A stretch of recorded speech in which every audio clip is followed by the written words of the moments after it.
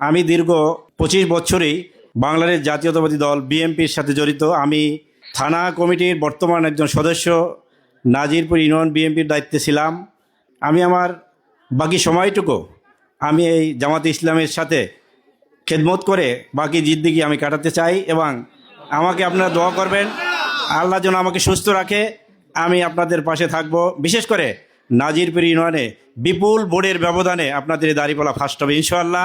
আজকে কথা 5 নং সূর্যমণি ইউনিয়নের 8 নং এই বড় বাড়ির উঠান বৈঠকের সম্মানিত সভাপতি, সম্মানিত আজকের সভার প্রধান অতিথি, বাউফলের গণমানুষের নেতা, একজন ছাত্র নেতা, শৈশব কৈশোর যৌবন পুরাটাই তিনি রাজনীতিতে, ইসলামী রাজনীতিতে কাটিয়েছিলেন।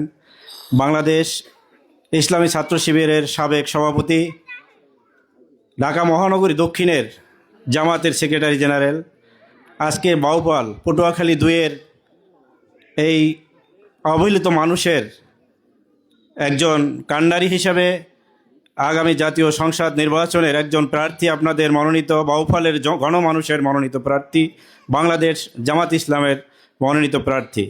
সম্মানিত উপস্থিতি, আমি আপনাদের কাছে একটু ক্ষমা চেয়ে নিচ্ছি।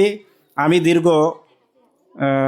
25 বছরই বাংলাদেশ জাতীয়তাবাদী দল বিএনপির সাথে জড়িত। আমি থানা কমিটির বর্তমান একজন সদস্য, নাজিরপুর ইউনিয়ন বিএনপির দায়িত্বে ছিলাম।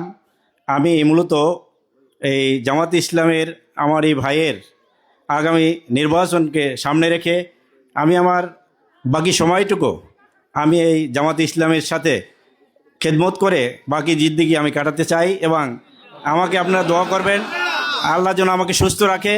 আমি আপনাদের পাশে থাকব। বিশেষ করে নাজিরপুর ইউনিয়নে বিপুল ভোটের ব্যবধানে আপনাদের দাঁড়িপাল্লা ফার্স্ট হবে ইনশাআল্লাহ। আজকে কথা আপনারা দোয়া করবেন, দেখা হবে ইনশাআল্লাহ। আল্লাহ হাফেজ। আসসালামু আলাইকুম ওয়া রাহমাতুল্লাহি ওয়া বারাকাতুহু।